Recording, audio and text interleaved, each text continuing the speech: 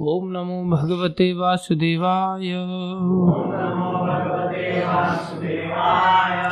ओम नमो भगवते वासुदेवाय। ओम नमो भगवते वासुदेवाय। ओम नमो भगवते वासुदेवाय।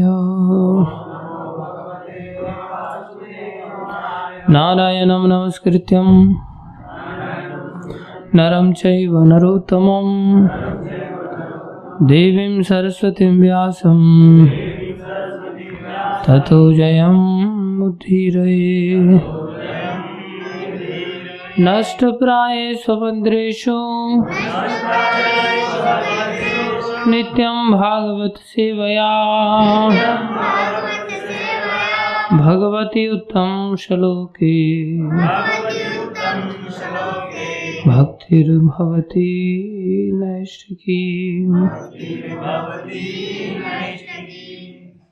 श्रीमद् भागवतम स्कंद 2 अध्याय 3 श्लोक संख्या 22।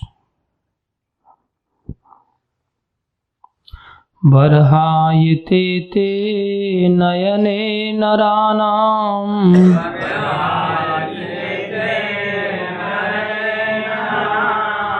लिंगानि विष्णोर्न निरीक्षतो ये।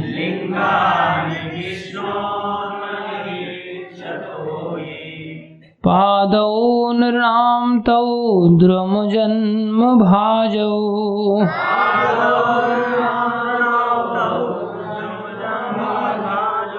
क्षेत्राणि नानो व्रजतो हरिर्यौ।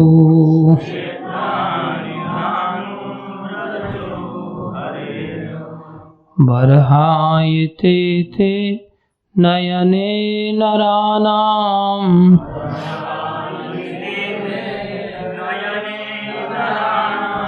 लिंगानि विष्णोर्न निरीक्षितो ये।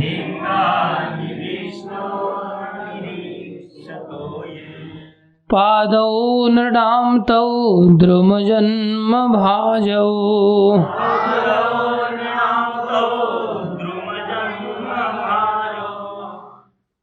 क्षेत्राणि नानो व्रजते हरिर्यौ।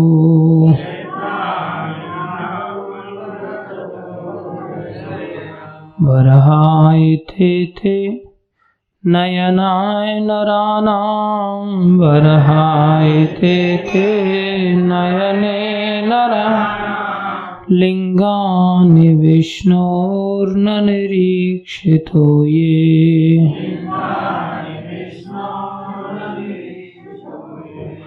पादौ नृणां तौ द्रुमजन्म भाजौ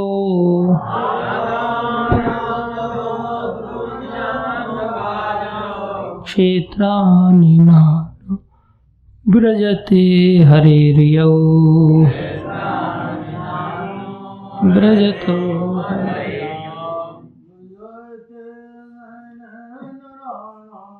बर्हायते ते नयने नराणाम्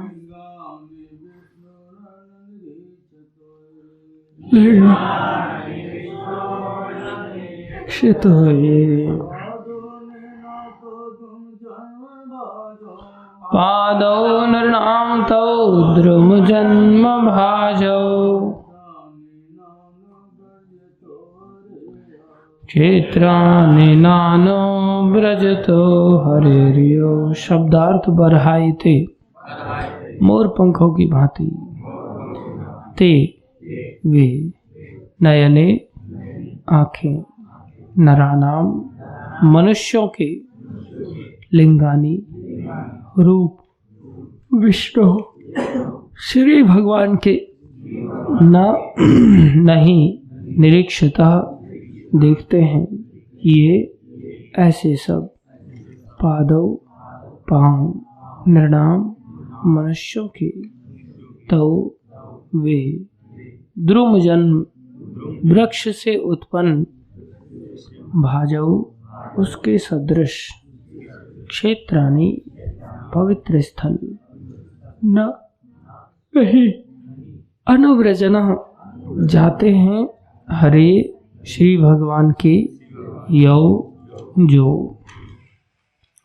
अनुवाद दोहराएंगे। जो आंखें भगवान श्री विष्णु की प्रतीकात्मक अभिव्यक्तियों, उनके रूप, नाम, गुण आदि को नहीं देखती, वे मोर पंख में अंकित आँखों के तुल्य हैं। और जो पांव तीर्थ स्थलों की यात्रा नहीं करते, जहाँ श्री भगवान का स्मरण किया जाता है, वे वृक्ष के तने जैसे माने जाते हैं। तात्पर्य अर्चनीय, वंदनीय, प्रातः स्मरणीय जगतगुरु श्रील प्रभुपाद जी द्वारा श्रील प्रभुपाद की जय।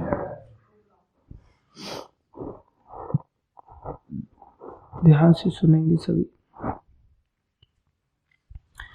विशेष रूप से गृहस्थ भक्तों के लिए,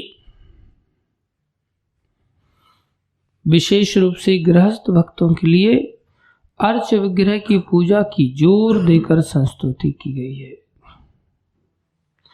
जहां तक संभव हो, हर गृहस्थ को गुरु के आदेशानुसार श्री विष्णु के श्री विग्रह की यथा राधा कृष्ण, लक्ष्मी नारायण या सीताराम जैसे स्वरूपों की, या नरसिंह, वराह, गौर निताई, मत्स्य, कूर्म, शालिग्राम शिला या श्री भगवान के किसी अन्य रूप यथा त्रिविक्रम, केशव, अच्युत, वासुदेव, नारायण तथा दामोदर आदि की, जिनकी संस्तुति वैष्णव तंत्रों या पुराणों में की गई है, इनकी स्थापना करनी चाहिए और अर्चन विधि के नियमों का कड़ाई से पालन करते हुए पूरे परिवार के साथ पूजा करनी चाहिए। परिवार का हर सदस्य जो 12 वर्ष से ऊपर की आयु का हो, प्रामाणिक गुरु से दीक्षा ले और घर के सारे सदस्य भोर से लेकर रात्रि तक मंगल आरती का आरती, निरंजन, अर्चन, पूजा, कीर्तन, श्रृंगार, भोग, वैकाली, संध्या आरती का पाठ, भोग, रात्रि का शयन आरती इत्यादि करके श्री भगवान की सेवा में लगा रहे।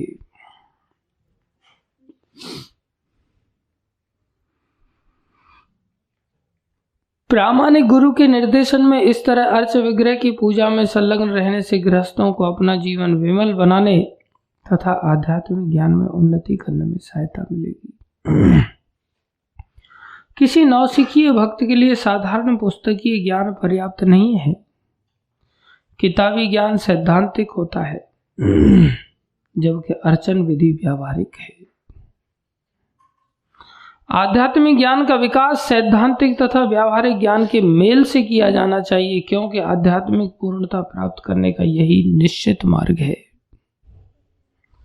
नव जिज्ञासु भक्त के लिए भक्ति का प्रशिक्षण कुशल गुरु पर निर्भर करता है, क्योंकि वे जानते हैं भगवत धाम जाने के मार्ग में क्रमिक प्रगति करने हेतु तो शिष्य को किस तरह से लाया जाए। किसी को अपने परिवार का खर्च चलाने हेतु छद्म गुरु नहीं बनाना चाहिए, अपितु उसे कुशल गुरु होना चाहिए, जिससे वह शिष्य को आसन्न मृत्यु के चंगुल से उबार सके। श्रील विश्वनाथ चक्रवर्ती ठाकुर ने गुरु के प्रामाणिक गुणों की व्याख्या की है और उन श्लोकों में से एक इस प्रकार है। श्री विग्रहाराधन नित्य नाना श्रृंगार तन मंदिर मर्जनादेव युक्तस्य भक्तांश नियुंजतोपि वंदे गुरु श्री चरणारविंदम। श्री विग्रह अथवा अर्चा श्री भगवान का उपयुक्त पूजनीय स्वरूप है और शिष्य को चाहिए को श्रृंगार द्वारा अर्थात समुचित अलंकरण तथा वस्त्रों द्वारा एवं मंदिर मार्जन अर्थात मंदिर की सफाई द्वारा श्री भगवान की पूजा करे। मंदिर की सफाई करना भी भगवान की पूजा है। सोनू इधर आओ अंदर।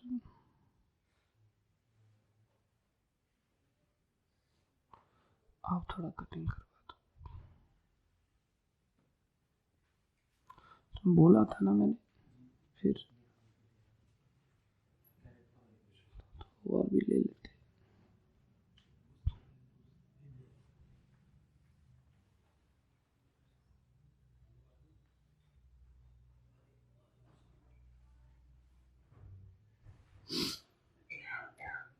अलंकरण तथा वस्त्रों द्वारा एवं मंदिर मार्जन अर्थात मंदिर की सफाई द्वारा श्री विग्रह की पूजा करे। गुरु नव जिज्ञासु भक्त को अत्यंत अनुग्रह पूर्वक स्वयं ही ये सारी बातें सिखाते हैं और धीरे धीरे श्री भगवान के दिव्य नाम रूप गुण इत्यादि की अनुभूति प्राप्त करने में सहायता करते हैं।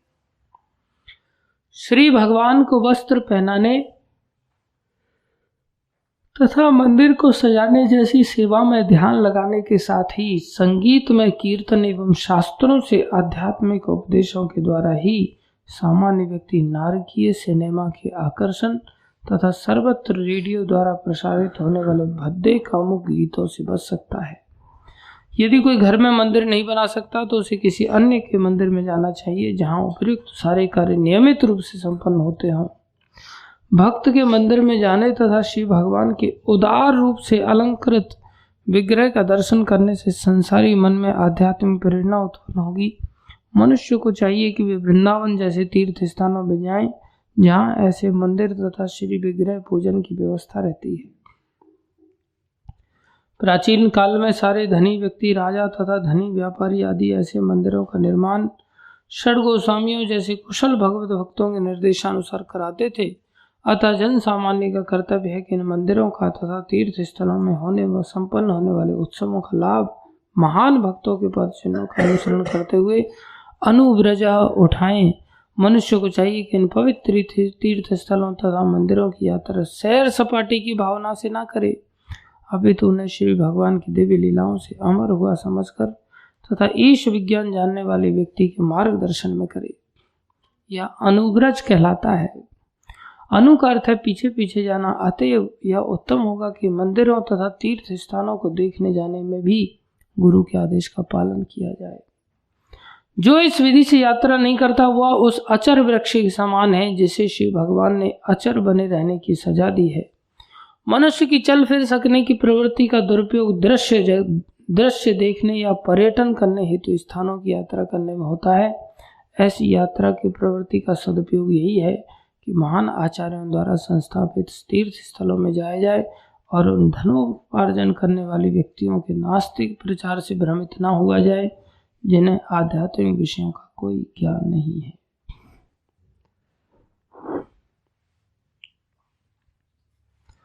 ओम अज्ञानं तिमिरन्धस्य ज्ञानाञ्जनशलाकया चक्षुरुन्मीलितं येन तस्मै श्री गुरवे नमः। श्री चैतन्य मनोविष्टं स्थापितं येन भूतले स्वयं रूप गदा मह्यं ददाति स्वापदान्तिकम्।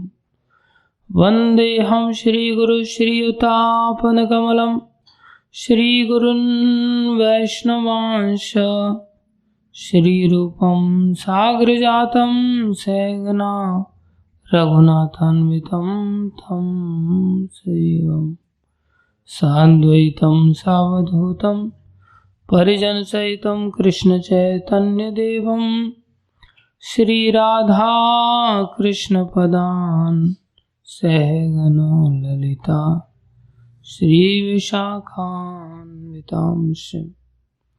हे कृष्ण करुणा सिंधु दीनबंधो जगतपते गोपेश गोपीकांत श्री राधा कांत नमस्तुते। तप्त कांचन गौरंगी राधे वृंदावनेश्वरी वृषभानुसुते देवी प्रणमामि हरिप्रिये। वाञ्छाकल्पतरुभ्यश्च कृपा सिन्धुभ्यैव च पतितानां पावनेभ्यो वैष्णवेभ्यो नमो नमः। जय श्री कृष्ण चैतन्य प्रभु नित्यानंदा श्री अद्वैत गदाधर श्रीवासादि गौर भक्तवृंदा। हरे कृष्णा कृष्णा कृष्णा हरे हरे, हरे राम राम राम हरे हरे। हरे कृष्णा कृष्णा कृष्णा हरे हरे, हरे राम राम राम हरे कृष्णा कृष्णा कृष्णा हरे हरे, हरे राम राम राम। गुरुवे गौरचंद्राय राधिकाय तदालये कृष्णाय कृष्ण भक्ताय तद्भक्ताय नमो नमः।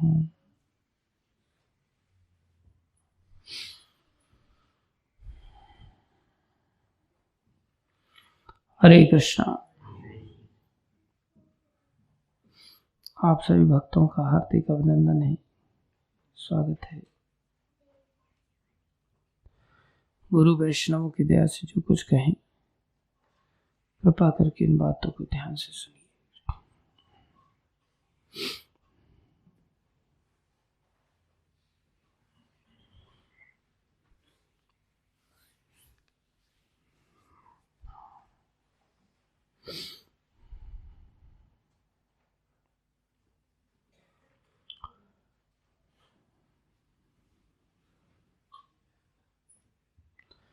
इस अध्याय का शीर्षक है शुद्ध भक्तिमय सेवा,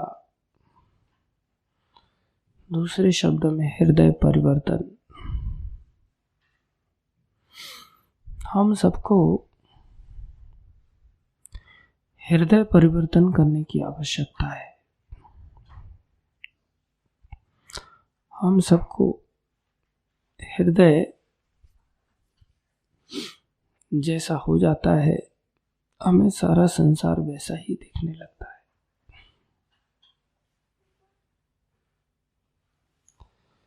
हृदय में यदि चोरी की वृत्ति है तो फिर चोर को सारा संसार चोर नजर आने लगता है, उसको वैसी ही चीजें दिखती हैं। जैसा हम अपने हृदय में स्वयं को मानते हैं, वैसा ही संसार हमें दिखता है।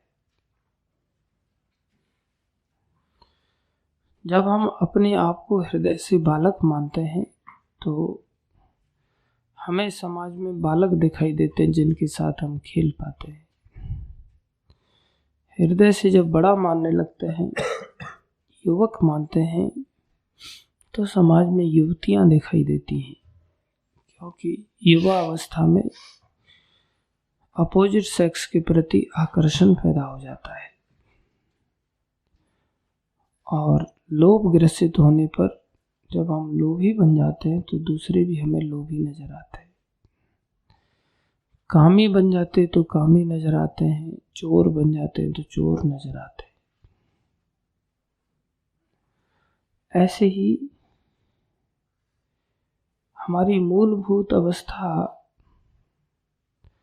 जो कि आत्मा होने के कारण, हम सभी भगवान के अंश होने के कारण भगवान के सेवक हैं, भगवान के भक्त हैं। जब तक हम भक्त नहीं बनेंगे तब तक दूसरे भी हमें भक्त नजर नहीं आएंगे। हम सभी को भक्त बनने की आवश्यकता है। बनना हम सबको खुद ही पड़ेगा। गुरुजन, शास्त्र, साधु, भगवान, ये सब सहायता कर सकते हैं। बनना नहीं बनना ये हमारे ऊपर निर्भर करता है। इसलिए बातें बड़ी कठोर रूप से रखी गई हैं, स्पष्टता के साथ रखी गई हैं, जैसा कि श्लोक चले आ रहे हैं। भक्ति की विशेष महिमा का गान करते हुए अब हमारी स्थिति वर्णन की जा रही है कि हमारे कान उस सर्प के बिल की तरह हैं जिन कानों में भगवत कथा प्रवेश नहीं करती। हमारी जीवा मेढक की तरह है जो जीवा असत वार्ता में लगी रहती है। हमारा जितना भी वैभव है, किरीट कुंडल आदि, हाथों के कंकन आदि, संसारी दृष्टि से जो हमारे ऑपुलेंसेस हैं, जो भोग वृत्तियां हैं, जो वस्तुएं हैं जिनको हम बहुत पसंद करते हैं, वो सब बोझ के समान है एक डूबते हुए व्यक्ति के ऊपर। जिसके सर पे बोझ नहीं है वो इतना जल्दी नहीं डूबेगा, जिसके सर पे बोझ है और वो पानी में गिरा हुआ है तो डूब जाता है। इसलिए संसार की उपलब्धियों के पीछे जो हम पागलों की तरह भागते, बोले तुम डूब जाओगे। आचार्य लोग इन्हीं बातों को बड़ी सरलता से और भी समझा देते हैं। महाराज एक भजन गाते हैं, मोह माया नाल प्रीत जो लगाएगा, मोह माया नाल प्रीत जो लगाएगा, अब डूब जाएगा वो, अब डूब जाएगा, अब डूब जाएगा वो, अब डूब जाएगा। संसार की जो मोह माया है, जिसको हम वैभव समझते हैं, जिसको गौरव समझते हैं, जिसको शान समझते हैं, सम्मान समझते हैं, वही हमें डुबो देंगे। कृष्ण भक्ति के लिए जब हम कार्य करते हैं तब हमारा उद्धार हो जाता है। तो बोले कि मुकुट आदि सब वैभव ये सब डुबोने का काम करता है। आज बता रहे हैं कि जो आंखें भगवान ने हमें दी हैं, ये आंखें, ये वो आंखें बन जाएंगी जो मोर पंख के ऊपर दिखाई देती है। मोर पंख के ऊपर आंख का सिंबल होता है, उसमें से दिखाई नहीं देता, लेकिन आंख जैसी होती है।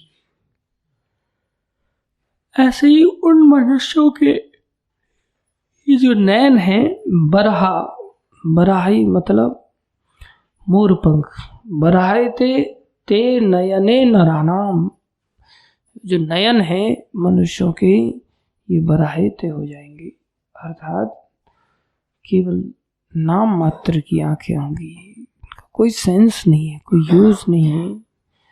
यदि भगवान के दर्शन नहीं करती आंखें, लिंगानि विष्णुर न निरीक्षतो, ये जिससे कोई व्यक्ति भगवान विष्णु के रूप का दर्शन नहीं करता। बोले उसकी टांगों का क्या होगा? बोले उसके पादौ निर्णाम तो द्रुम जन्म भाजौ, अर्थात द्रुम जन्म मतलब वृक्ष के समान, जो अचर वृक्ष हैं, जिनके पास चलने फिरने की सामर्थ्य नहीं है, उसकी जो टांगे हैं वो ऐसे अचर वृक्ष के समान मानी जाएंगी। वैसे तो खूब घूमता फिरता है, लेकिन बिना काम का घूमना फिरना है, उससे कोई लाभ नहीं होने वाला, उल्टा नुकसान होने वाला है। इसलिए पादौ निर्णाम तौ द्रुम जन्म भाजौ, उसकी वृक्ष की जैसे टांगे जैसी खड़ी रहती हैं, ऐसे ही वृक्ष जैसे खड़ा रहता है, ऐसी टांगे खड़ी रहती हैं तने की तरह। अगर उसकी टांगे क्या नहीं करती, क्षेत्रानी हरे हरे रियो, हरि के क्षेत्रों का दर्शन करने नहीं जाती, लेकिन वहाँ नहीं जाती, लेकिन कंडीशन लिख दिया वहाँ, ब्रज तो चलना, अर्थात इन टांगों का एक ही उपयोग है, चलना।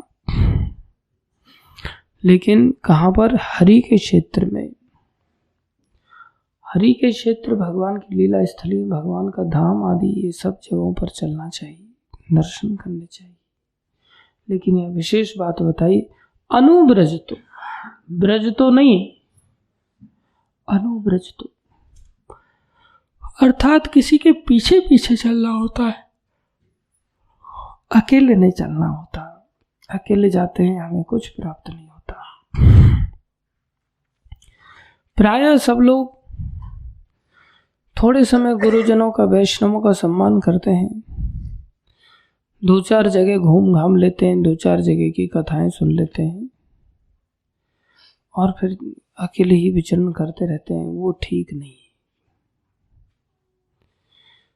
सदा सदा के लिए हमें उनका सम्मान करना होता है। हम अकेले विचरण इसलिए करने लगते हैं, फिर हमको लगता है अब तो हम ही गुरु बन गए, अब हम ही लोगों को दर्शन कराएंगे और जल्दी हम महान बन जाते हैं। यही हमारा दुर्भाग्य है और फिर हम लोभ के शिकार होते हैं। दर्शनार्थी लोगों से लक्ष्मी संग्रह करते हैं।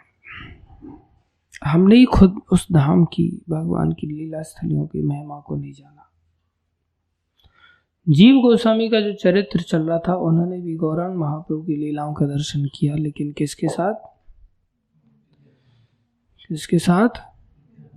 नित्यानंद प्रभु के साथ। प्रभुपाद जी जब यहाँ आते थे तो उनको जैसे पता चलता था उनके गुरुदेव भक्ति सिद्धांत महाराज वृंदावन में आए हैं, तब वो वृंदावन आते थे और वृंदावन में लीला स्थलियों का दर्शन करते थे।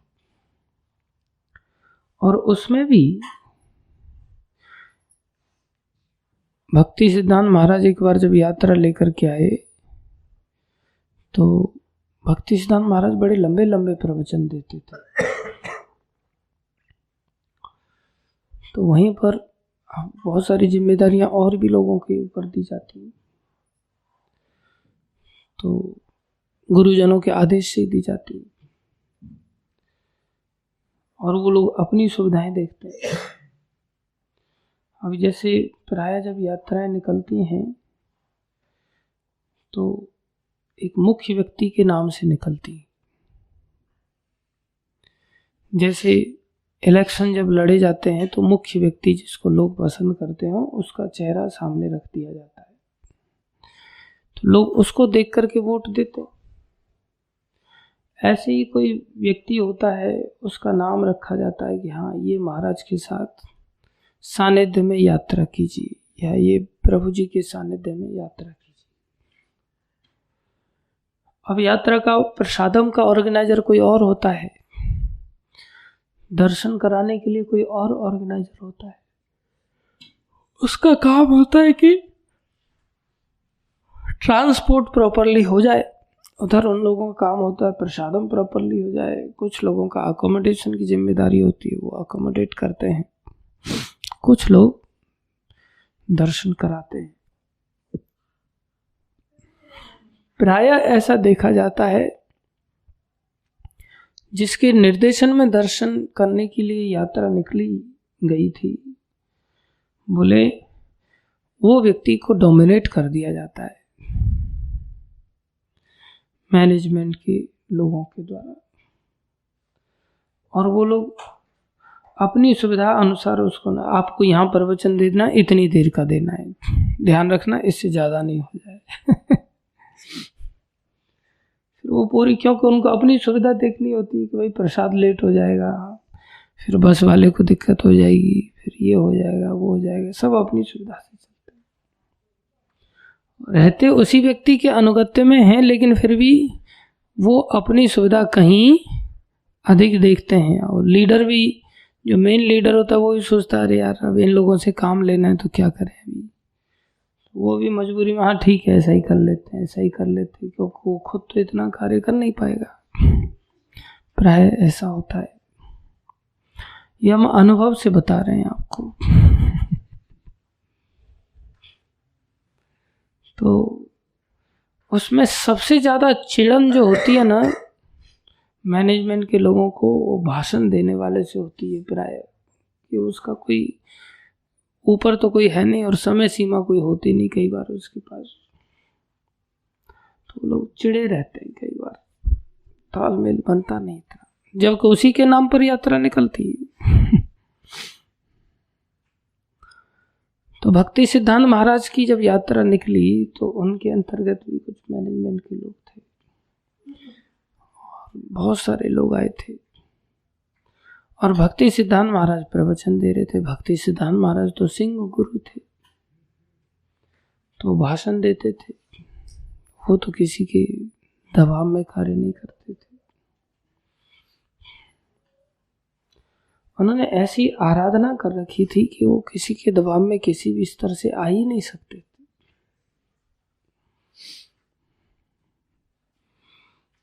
तो एक दिन कथा चल रही थी, बहुत सारे भक्त लोग बैठे हुए थे, तो एक मैनेजमेंट का व्यक्ति आया, वो आकर के कहा चलो चलो चलो सब लोग चलो, जो शेष शाही के दर्शन करना चाहता है, शेष शाही भगवान नारायण के दर्शन करना चाहता है, दर्शन स्थल के लिए 15 किलोमीटर पैदल चलना पड़ेगा, चलो चलो चलो चलो, कोई चलना चाहता चलो। भक्ति सिद्धांत महाराज प्रवचन दे रहे हैं और वो बिल्कुल डूब करके प्रवचन देते थे और दर्शनों की लालसा प्राय संसार में लोगों को भान नहीं होता ना, तो सबके अंदर थी। सब लोग उठ उठ के एक एक करके चलो मेरे को जाना है। जैसे अभी डॉक्टर साहब बोले अच्छा चलो चलो चलो, कोई बरसाना चलना चाहता है, बोले मेरी गाड़ी जा रही है। इतनी देर में पता चला हाँ तिवारी जी गायब हो गए मंदिर में से। हाँ 3 महीना मैं वही कह रहा हूँ, कुछ लोगों को तो साल हो जाती है तब भी नहीं जा पाते। नहीं, मैं एक बात कह रहा हूँ, उदाहरण दे रहा हूँ। और अब आप ऐसा मत समझिए कि आप ही तिवारी जी हैं, और भी तिवारी जी हैं यहाँ पर। कहाँ गए? देखो वो तिवारी जी हैं। आप अपने ऊपर क्यों ले लेते हैं तिवारी जी? हाँ उधर ही दे दीजिए, अभी उनके ऊपर दे दीजिए।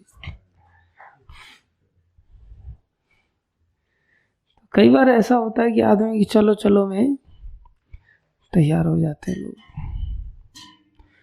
लेकिन प्रभुपाद जी की विशेषता थी कि प्रभुपाद जी बैठे रहते थे, 4-4, 5-5 घंटे कथा चलती थी। डंडा रखा करो, यहाँ जो सोता है उसको कम से कम जगाया जा सकता, उसको अभी भी होश नहीं। प्रभुपाद जी 4-5 घंटे तक भाषण देते रहे और प्रभुपाद जी सुनते रहे। प्रभुपाद जी दर्शन करने के लिए उठ के नहीं गए। ये अनुब्रज तो कहलाता है। क्या कहलाता है? अनुब्रज तो कहलाता है। उसके लिए ऐसे गुरुजनों के प्रति ऐसी प्रीति होनी चाहिए। भूगर्भ गोस्वामी थे जो कि चैतन्य महाप्रभु के मित्र थे, क्लास फेलो थे, और उनकी आगे चलकर के चैतन्य महाप्रभु में बहुत प्रीति हो गई। और अचानक से चैतन्य महाप्रभु ने कहा आप एक काम करो, आप वृंदावन चले जाओ। तो उनकी ऐसी दशा हो गई कि प्राण निकल जाएंगे चैतन्य महाप्रभु के बिना। उनकी नहीं इच्छा होती थी वृंदावन आने की। लोकनाथ गोस्वामी थे, उनको भी चैतन्य महाप्रभु ने भेज दिया। उनकी भी बहुत मित्रता थी, उनकी भी यही दशा थी, वृंदावन आना नहीं चाहते थे। वृंदावन भेज दिया, वृंदावन आ गए और उनको पता चला कि चैतन्य महाप्रभु वहां से निकल करके दक्षिण भारत की यात्रा के लिए निकले हैं। तो चैतन्य महाप्रभु की दर्शन की इच्छा से उन्होंने वृंदावन छोड़ा और दक्षिण यात्रा में पहुंच गए, दक्षिण भारत पहुंच गए। और वहां जाकर के पैदल पहुंचे और वहां जाकर के पता चला कि चैतन्य महाप्रभु वृंदावन के लिए निकल गए। अब ऐसा तो होता नहीं था कि हाँ भाई फोन पर तुरंत बात हो जाए, मैं यहाँ पहुंचा हूँ तुम यहाँ पहुंचे हो, फिर भी सेटिंग नहीं हो रहा है तो बोले व्हाट्सएप पे लोकेशन सेंड कर दो। सब बराबर मिलन हो जाता था, गाड़ी घोड़ा हर तरफ चलते थे, पैदल जाते जाते। कई मार्ग होते थे, कई पगडंडियां होती थी, राजमार्ग भी होते थे, वन के मार्ग भी होते थे। चैतन्य महाप्रभु के बारे में जैसे ही पता चला कि वो वृंदावन चले गए, दक्षिण भारत पहुंचकर फिर उन्होंने तुरंत बिना दक्षिण भारत में कोई तीर्थ स्थल का दर्शन किए, कहीं दर्शन करने के लिए नहीं गए। आदमी सोचता है अब अपन गुजरात आई गए तो चलो द्वारका के दर्शन कर लेते, चलो इधर के दर्शन कर लेते, उधर के दर्शन कर लेते। ये सिर्फ भटकी आत्माओं के काम होते हैं, ऐसा कुछ प्राप्त नहीं हो पाता, वानर वृत्ति है। तुरंत वहां से चल पड़े वापस, ओहो वृंदावन में चलो दर्शन होंगे चैतन्य महाप्रभु के। फिर वहां से पैदल पैदल वृंदावन वापस आए। जैसे ही वृंदावन वापस आए पता चला कि महाप्रभु यहां से वृंदावन से निकल गए पुरी की ओर। कई महीनों की यात्रा करके आए, जब पता चला पुरी की ओर चले गए तो फिर वृंदावन से पुरी की ओर यात्रा चालू करने लगे। और जैसे ही सोचा कि कल के दिन सुबह सुबह निकल जाऊंगा, रात्रि हो गई थी। रात्रि को महाप्रभु स्वप्न में आते हैं और चैतन्य महाप्रभु कहते हैं ऐसा मत करो, आप वहीं पर रुको, मैंने आपको वहीं पर रहने का आदेश दिया है, आप लीला स्थलियों का प्रकाशित करो और मैं स्वयं ही आपके पास आऊंगा। ऐसा चैतन्य महाप्रभु ने दर्शन देकर के मना कर दिया। अब बताओ उनको वृंदावन में कहीं घूमने की इच्छा हो सकती? कोई इच्छा नहीं थी उनकी, केवल चैतन्य प्रेम में ही पागल रहते थे। इसलिए ये अनुब्रज तो कहलाता है। सबसे पहला काम है कि हमें किसी का अनुगत्य स्वीकार करना चाहिए, सबसे पहला काम। उसके बाद ब्रजन चालू करना चाहिए और फिर ब्रजन इस स्तर तक पहुंच जाना चाहिए कि परिब्रज का आचार्य बन जाए। इतना घूमे कि जैसे प्रभुपाद जी परिब्रज का आचार्य बन गए, सारी पृथ्वी के 14 बार चक्कर लगा दिए। ये ब्रजन होता है, ये कल्याणकारी ब्रजन होता है। बाकी जो ब्रजन है वो कुत्ते बिल्लियों वाला ब्रजन है कि बस भटक रहे हैं, सेंसलेस होकर के भटक रहे, कोई मीनिंग नहीं। बोले ऐसे लोगों के सामर्थ्य तो है टांगों में, लेकिन फिर भी वो अचर हैं, वो वृक्ष के समान उनकी टांगे हैं। सब कुछ अनुब्रजनात्मक होना चाहिए, आंखों का उपयोग भी प्रॉपर होना चाहिए। सबसे बड़ी माया का प्रवेश आंखों के माध्यम से ही प्रवेश होता है। माया कहां से प्रवेश करती है? आंखों से। Out of site, out of mind. आंखों से जब चीज संसार दूर हो जाता है तो मन से भी संसार दूर बना रहता है। अलग अलग चीजें अलग अलग जगह से प्रवेश करती है। माया का प्रवेश मुख्य रूप से आंखों से होता है। लोभ का प्रवेश जीवा के माध्यम से होता है।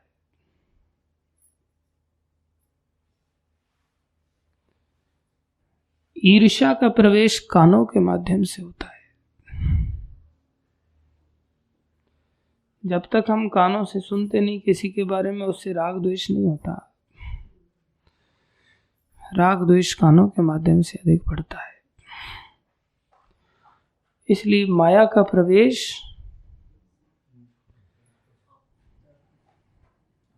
अच्छा तो आंखें खोल के रखो ना, फिर जिससे योग माया का प्रवेश हो जाए।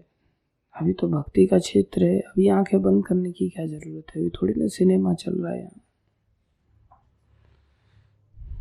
हम लोग भगवान के दर्शन भी करेंगे ना सामने खड़े होकर के, तो भी आंख बंद करके करेंगे। अरे सामने आंखें खोलो। आंख बंद करके तो ऐसे जैसे अंदर ध्रुव महाराज की तरह साक्षात दर्शन हो रहे हो। जैसे भगवान ने विग्रह अवतार ही लिया है दर्शन लेने के लिए।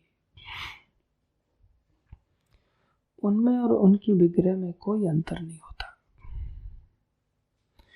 विनम्रता पूर्वक भगवान का जब दर्शन करेंगे तो माया के दर्शन की वृत्तियां खत्म हो जाएंगी, अपने आप खत्म हो जाएंगी।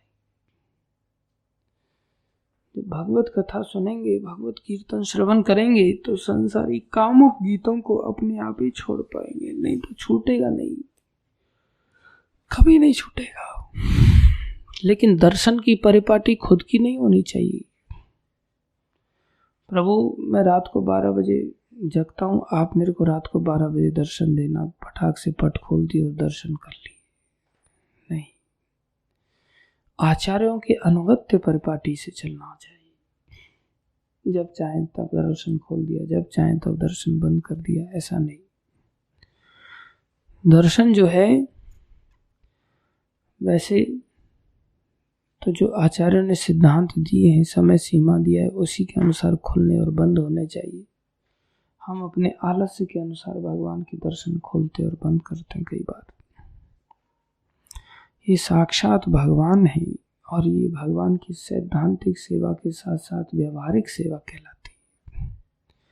इन दोनों के कॉम्बिनेशन से ही भक्ति में वृद्धि होती है। हम केवल शास्त्र पढ़ते हैं, शास्त्र सुनते हैं और व्यवहार में क्रियात्मक नहीं है, कुछ करते नहीं है, तो शास्त्र हमारे दिमाग से ऐसे ही उड़ जाएंगे जैसे कि मटके में थोड़ा सा दरार पड़ जाने से सारा पानी उसका रिस जाता है। उसके पास कोई ज्ञान नहीं रहेगा, बहुत ही जल्दी उसका सब कुछ खत्म हो जाएगा। इसलिए क्रियात्मक भी है कार्य, इसको करना चाहिए। क्या करना चाहिए? बोले भगवान की हर प्रकार की सेवा करना चाहिए। प्रभुपाद जी ने तात्पर्य में इतना विस्तार से इस बात को समझाया है। और कई बार लोगों के दिमाग में ये भी रहता है कि अरे हम कोई बाबा जी थोड़ी है कि भगवान की सेवा करेंगे।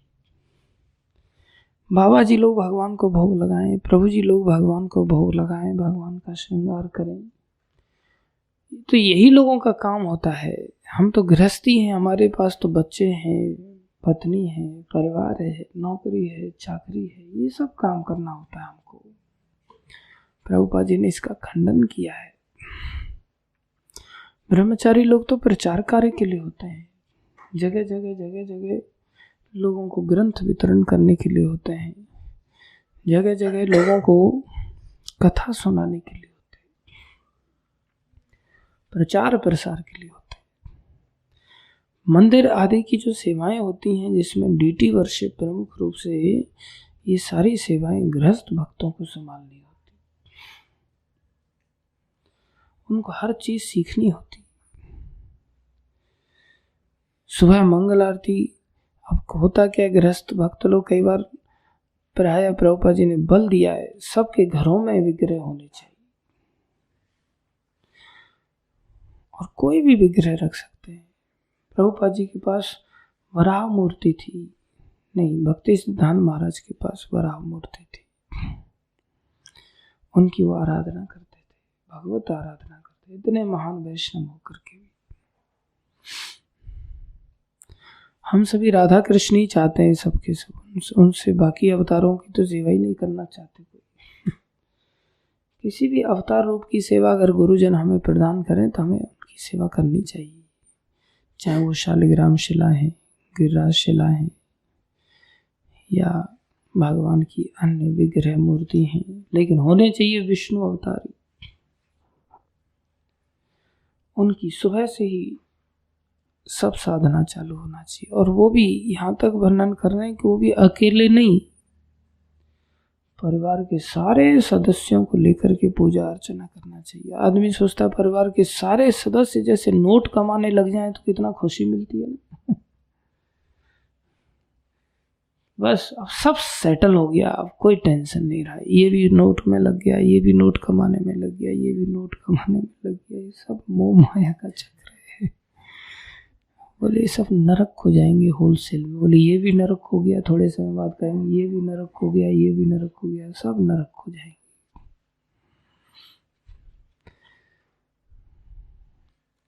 इसी तरह जो इस महिमा को जानता है शास्त्रों से, गुरुजनों से, वो पूरे परिवार को साथ में लेकर के ऐसा प्रयास करता है कि पूरा परिवार ही भक्ति में लग जाए।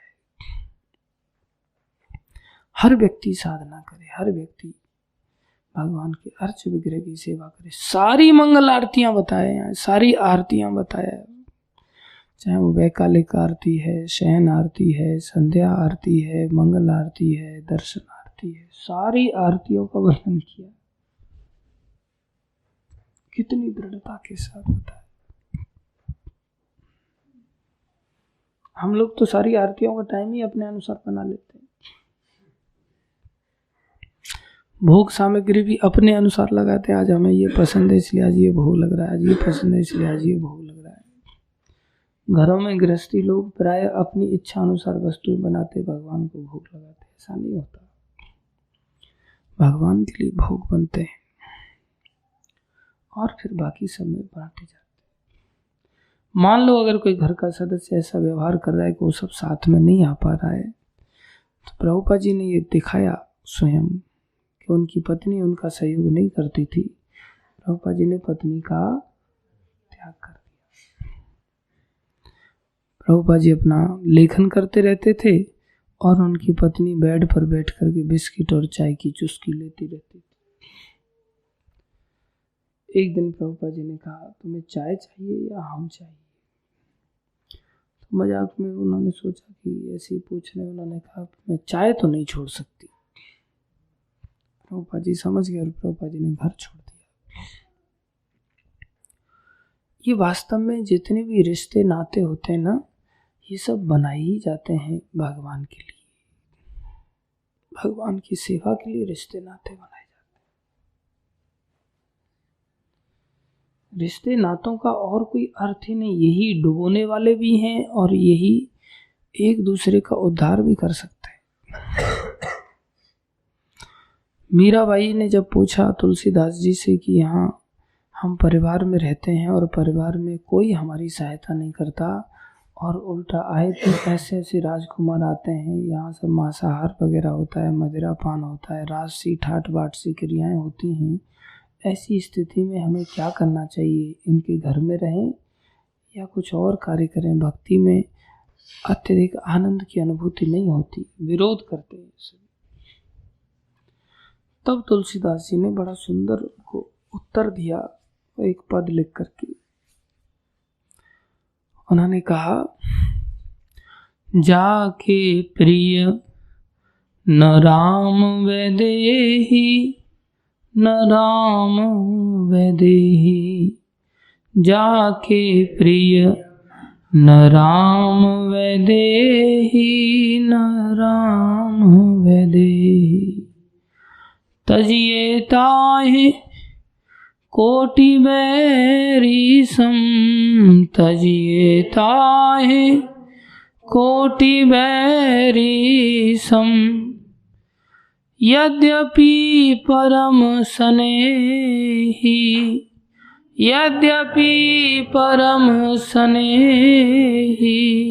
परम स्नेही क्यों नहीं है कोई व्यक्ति? जाके प्रिय न राम वैदेही, न राम वैदेही, जाके प्रिय न राम वैदेही, न राम वैदेही। पिता, भाई, माता, पति सबका त्याग किया लोगों ने, उदाहरण देके उन्होंने बताया। तजो पिता प्रहलाद विभीषण, तजो पिता प्रहलाद विभीषण, बंधु भरत महतारी, बंधु भरत महतारी, बलि गुरु तजो कांत ब्रज वनीतन, बलि गुरु तजो कांत ब्रज वनीतन, भय मुद मंगलकारी, भय मुद मंगलकारी, जाके प्रिय न राम वैदेही, न राम वैदेही, जाके प्रिय न राम वैदेही न राम वैदेही। बोले ऐसे ऐसे गहरे संबंध थे जिनका त्याग किया। पिता का त्याग कर दिया प्रहलाद जी ने। तजो पिता प्रहलाद। विभीषण बंधु विभीषण जी ने अपने भाई रावण का त्याग कर दिया। भरत जी ने अपनी माँ कैकेयी का त्याग कर दिया। और बलि महाराज ने अपने गुरु का ही त्याग कर दिया, क्योंकि गुरु भगवान की ओर नहीं ले जा रहे थे। कांत ब्रज बनितन, ब्रज की बनिताएं, ब्रज की गोपियों ने अपने कांत, अपने पतियों का त्याग कर दिया। और किसी का अमंगल नहीं हुआ, सबका मंगल हुआ। भय बुध मंगलकारी। खुद अपना मंगल किया और आज उनके आचरण को गा गा करके सारे संसार का मंगल हो रहा है। ऐसा होता है। आगे बताते हैं, नाते नेह राम के मनियत, नाते नेह राम के मनियत, नाते नेह कृष्ण के मनियत, नाते नेह कृष्ण के मनियत। जितने भी रिश्ते नाते हैं ये सब कृष्ण के लिए ही बनाए गए हैं।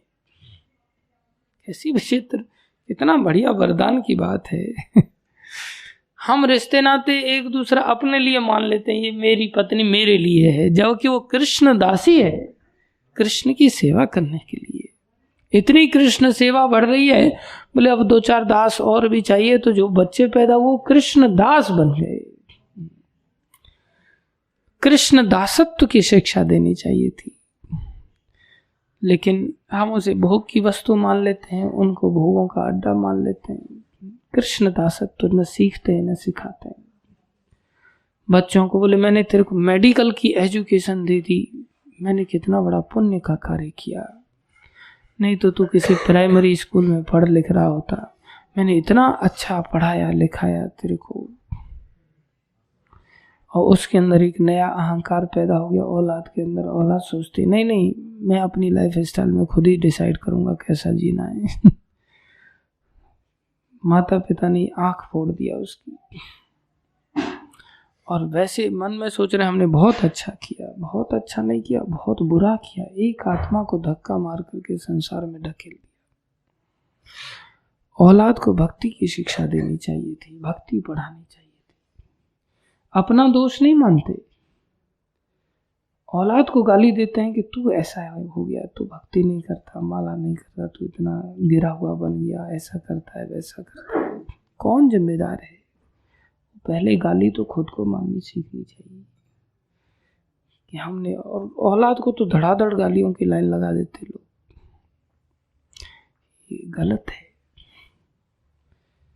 खुद को क्रोध करना चाहिए, खुद को गाली देना चाहिए। हमने क्या संस्कार दिए, क्या शिक्षा दी, क्या औलाद पैदा किया, उसको हम संभाल नहीं पाए, उसको हमने धक्का गर्त में फेंक दिया। खुद दोषी हम इसका प्रायश्चित करना चाहिए। प्रायश्चित कुछ अलग नहीं होता, एक ही प्रायश्चित है। चलो क्या करें। अब भगवान से ही प्रार्थना करनी चाहिए, भगवान आप ही का बच्चा है, आप ही संभालो, मेरा कोई नाता नहीं, मैं केवल अब नहीं संभल रहा, अभी इंडिपेंडेंट हो गया तो क्या कर सकते, उससे नाता नहीं रखना चाहिए। ये नाते रिश्ते अगर रखेंगे तो ये रखने के लिए ही होते हैं वैसे, लेकिन पर्पसफुली रखने के लिए होते हैं। विदाउट पर्पस के रिश्ते नाते खतरनाक बन जाते हैं। जैसे काजल होता है, काजल आंख में लगाने के लिए ही होता है, लेकिन पर्पसफुली लगाने के लिए होता है। काजल क्या करता है, आंख को बड़ा करता है और रोशनी बढ़ाता है।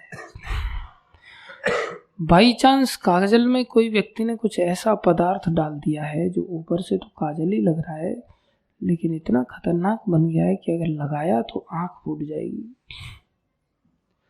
अब आंख फूटने चली जाए ऐसी स्थिति में फिर कोई कहेगा कि काजल तो लगाने के लिए होता है इसलिए लगा लेना चाहिए? नहीं, वो मूर्ख है। इसलिए आँख का काजल लगाने का उद्देश्य तभी सफल माना जाएगा जब जिस उद्देश्य के लिए काजल बनाए वही उद्देश्य पूरा कर रहा हो। तो इसलिए कहते हैं उदाहरण देकर के, नाते नेह राम के मनियत, नाते नेह राम के मनियत। रिश्ते वहाँ भी प्रेम होता है, और किसी का रिश्ता नहीं जुड़ा है, किसी से प्रेम हो गया है तो प्रेम भी रिश्ता बांध देता आगे चल करके। दोनों एक दूसरे के पूरक हैं।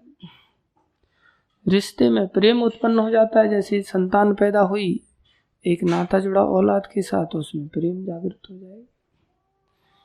और किसी से प्रेम हो गया उसके साथ नाते जुड़ जाते हैं।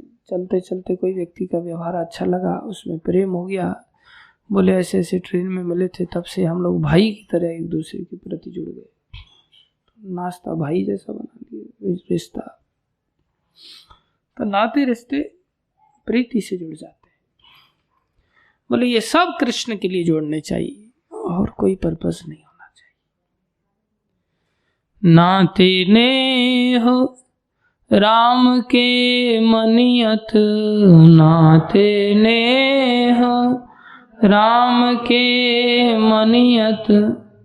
सुहृद सुसेव्य जहाँ लो, सुहृद सुसेव्य जहाँ लो। सुहृद उसके शुभ चिंतक बन जाओ अगर वो कृष्ण के लिए कार्य कर रहा है। सुसेव्य उस व्यक्ति की बहुत अच्छी सेवा करो, कोई दिक्कत नहीं। अंजन कहा आँख जही फूटे, अंजन कहा आँख जही फूटे। बहुतक कहूँ कहाँ लो, बहुतक कहूँ कहाँ लो। अब और इससे ज्यादा क्या समझाऊं। ऐसा काजल कभी मत लगाना जिससे आंखें फूट जाए। इसलिए ऐसे पति के साथ कभी सती व्रत नहीं निभाना जो भगवत भक्ति की विरोधी बन जाए।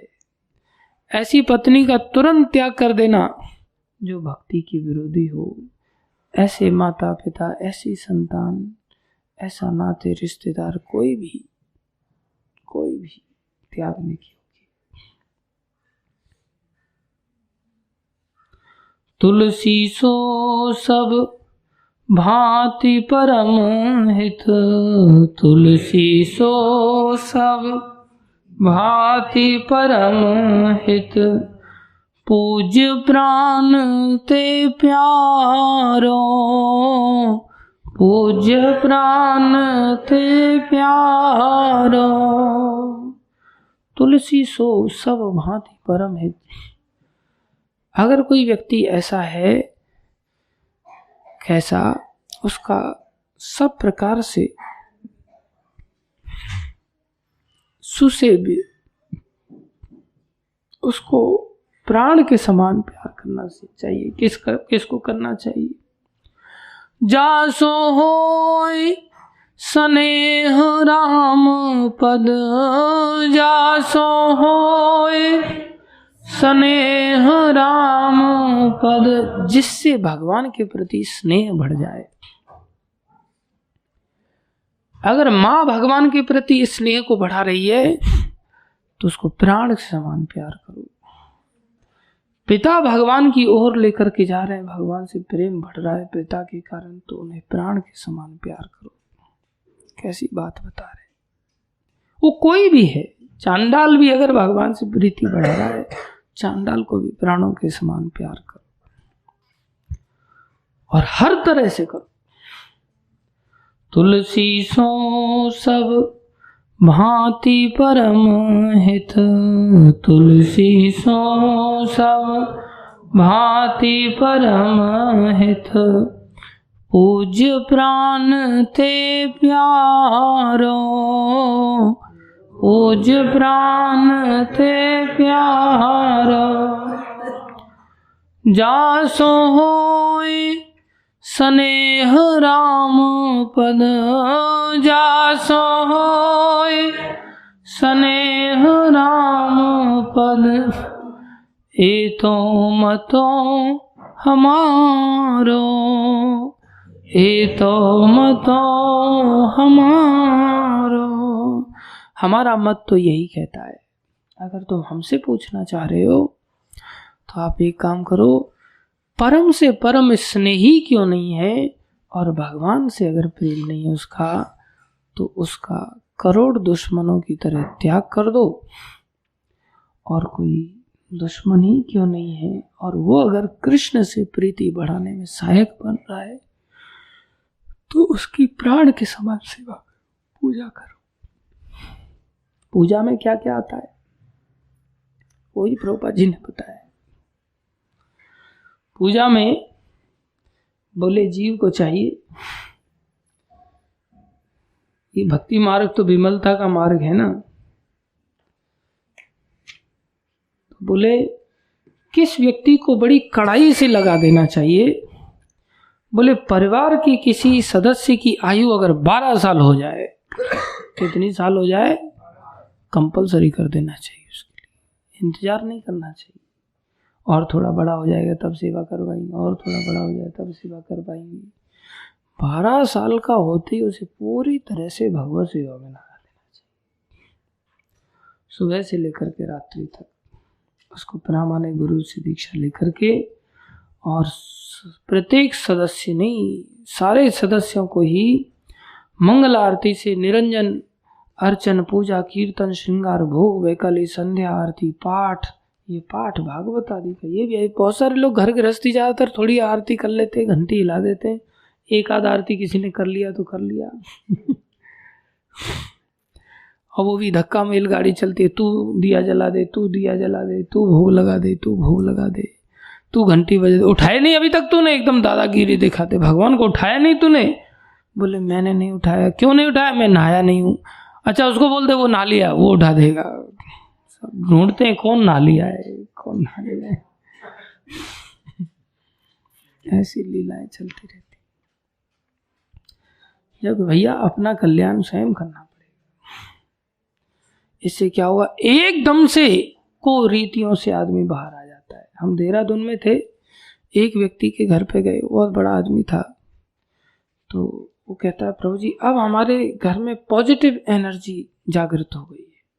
मैंने कहा भाई अच्छी बात है पॉजिटिव। मैंने सोचा कि हाँ भाई इसके यहाँ भक्त लोग आना चालू हो गए, इसलिए शायद ऐसा कह रहा है। मैं हाँ भक्ति का प्रताप ऐसा ही है।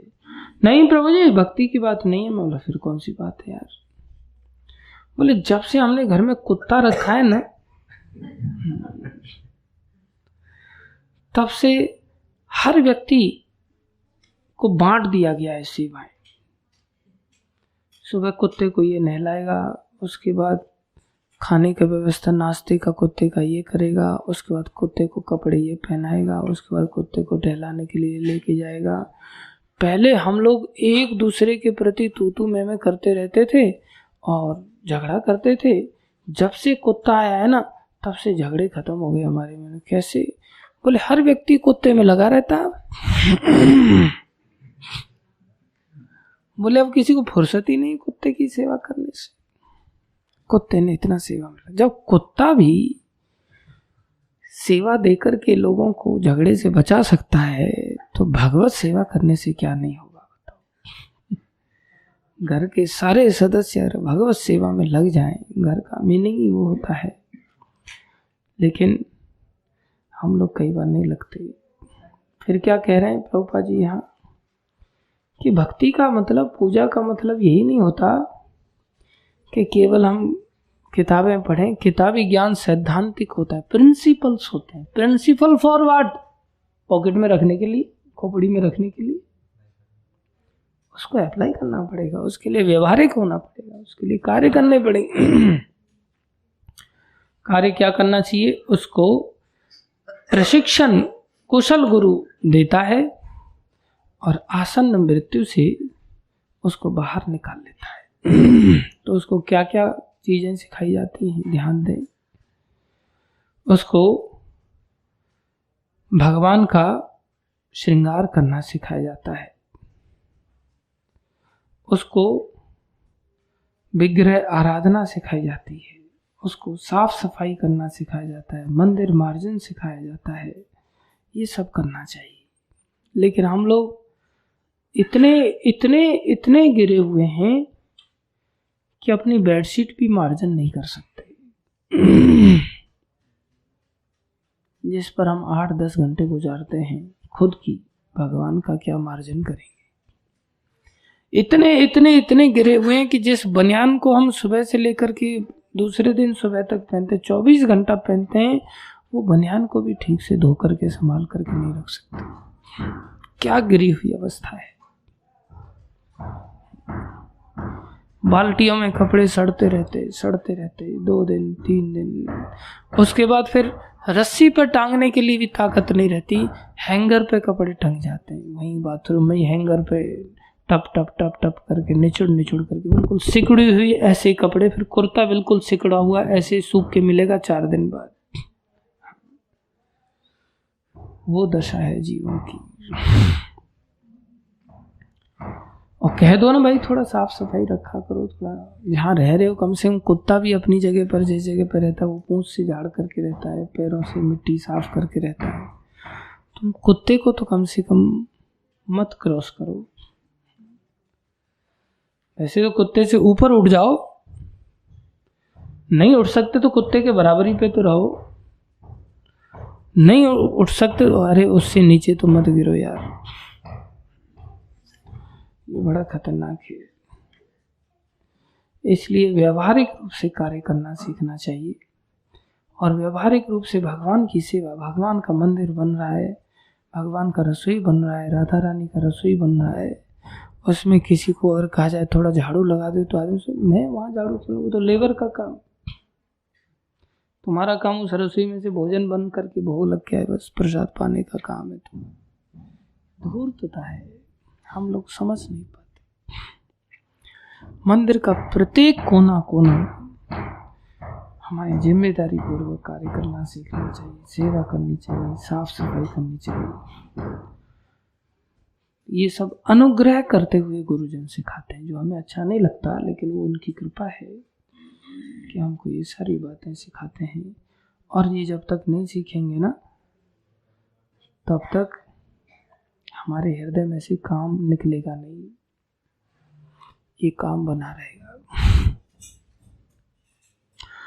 जहाँ काम तहाँ राम नहीं, जहाँ काम तहाँ राम नहीं, जहाँ राम नहीं काम, जहाँ राम नहीं काम। ध्यान दें, जहाँ काम तहाँ राम नहीं, और जहाँ राम नहीं काम।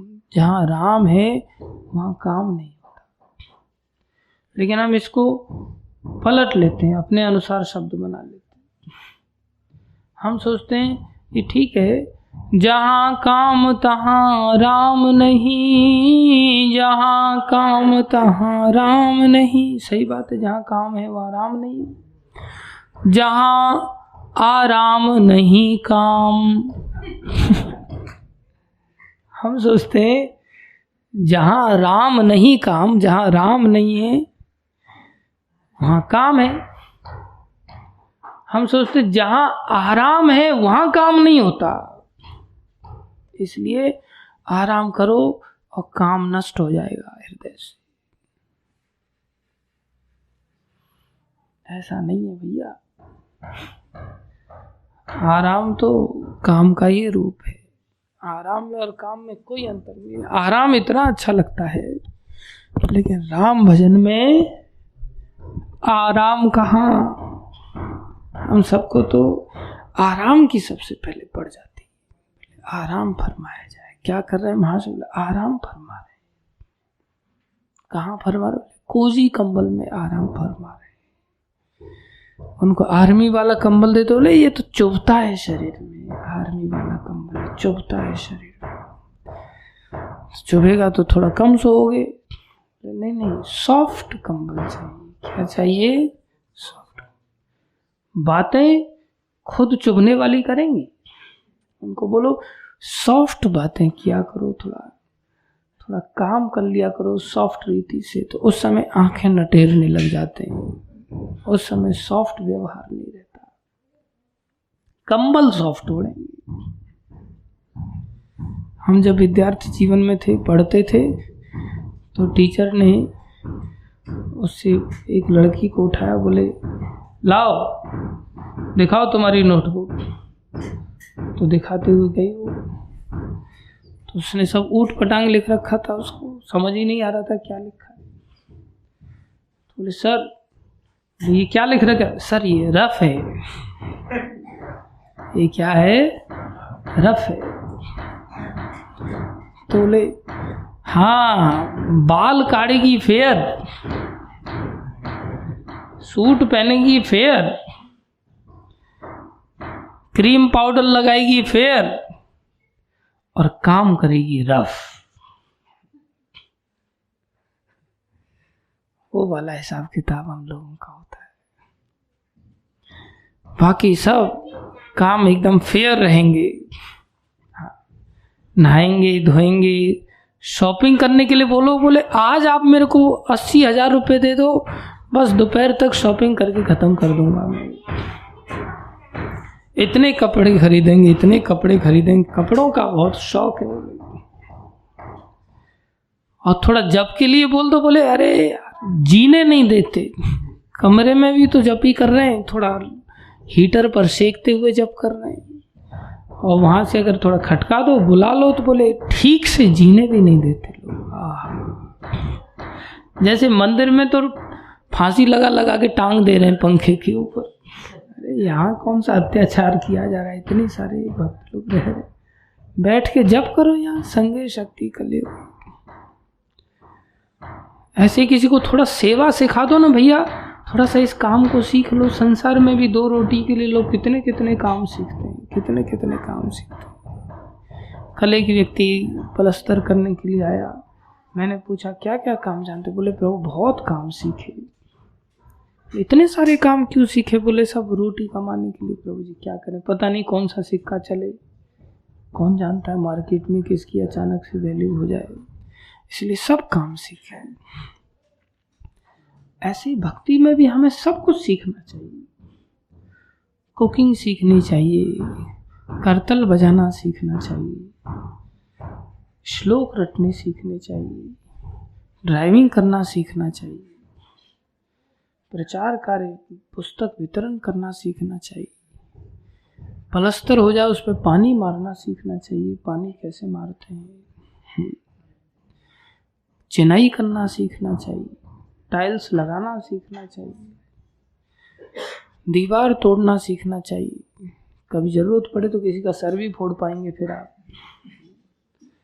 सब चीजें सीखनी चाहिए, साफ सफाई सीखनी चाहिए, पोंछा मारना सीखना चाहिए, झाड़ू मारना सीखना चाहिए, वाइपर मारना सीखना चाहिए। हम एक चीज सीखते हैं बस, लाट सा भी सीख जाते हैं बस, बढ़िया पहन करके और बढ़िया तेल फेल चुपड़ करके खा पी करके बस। ये जीवन ठीक नहीं। इससे आराम से कुछ दिन तो मिलता है, लेकिन आगे कुत्ते की तरह नजर से देखा जाता है। चाहे आप घर में रह रहे हो वहां भी, बोले सुबह से शाम तक बस कुत्ते की तरह पड़ा रहता है, काम नहीं धंधा नहीं कुछ नहीं, कोई आपका सम्मान नहीं करेगा। और अगर आप ऐसे बन जाएंगे तो हर व्यक्ति सम्मान करेगा। वो उत्तम मोहन प्रभु हैं, रात को 8-9 बजे तक पानी मारते हैं। छोड़ दिया अभी, मारना चालू कर दो, मारना ऐसा मत करो, कंस्ट्रक्शन चल ही रहा है, पानी मारना बंद मत करो। सीनियर, हाँ ड्राइविंग सीखनी अभी, पानी मारना अभी परफेक्शन नहीं हुआ ना। आपको लग रहा होगा कि आप परफेक्ट हो गए, लेकिन मेरे को पता है कि अभी आप इतने परफेक्ट नहीं हैं। तो सीख लो पहले परफेक्ट रूप से इसको, फिर ड्राइविंग सिखाएंगे आपको, चिंता मत करो। काम चोरी मत करो। नहीं मैं सिखाऊंगा कुछ, ये तो मत सीखो, कोई बात नहीं, अब पानी से ही आपका उद्धार हो जाएगा। टाइम हो गया पता है मेरे को, लेकिन आप पानी का भी टाइम देख लिया करो, पानी मारना बहुत जरूरी है। पानी मारोगे तो कंस्ट्रक्शन टिका रहेगा, नहीं तो टपक जाओगे एक दिन उसी के अंदर, ड्राइविंग धरी रह जाएगी कि। इसलिए पानी मार के पहले बढ़िया मकान दुकान बना लो अच्छी तरह से भगवान का, ठीक है। और भी भक्त लोग हैं, सब काम अच्छी तरह से करते हैं। मैं देखता हूँ हमारे विकास प्रभु हैं, एकदम से बूट फूट पहन करके टक टक टक टक जाते हैं, टाइल फाइल लेकर के आते हैं, उसको सब मसाला फसाला सब तैयार करके दे देते हैं, बहुत अच्छी बात है। लेकिन दुर्भाग्य मेरे को कि दोपहर के बाद जाता हूँ तो कहीं कोई नजर नहीं आता मेरे को। हाँ, अच्छा, शिफ्ट चेंज हो जाता है, अच्छी बात है। दोपहर के बाद हमारे विनोद प्रभु थोड़ा दिखते हैं, और पहले भी दिखते हैं, दोपहर के बाद भी दिखते हैं। माता जी उनको कई बार पुश करती हैं कि आप सो रहे हो अभी तक, उठो जल्दी से जाओ काम करो। अच्छा है, धर्म पत्नी धर्म पे लगाना चाहिए। धर्म पत्नी भी सुबह में भी रोटी बनाते हैं, शाम को भी रोटी बनाते हैं, अच्छी बात है, सेवाओं में लगना चाहिए। सब कोई हर शिफ्ट में काम करना चाहिए, या फिर मेरा भी कोई शिफ्ट चेंज करने वाला कोई ऑप्शन मिलना चाहिए। मैं देखता हूँ मेरी शिफ्ट कोई नहीं ले पाता यार। हाँ, लंच ब्रेक भी करना कठिन हो जाता है,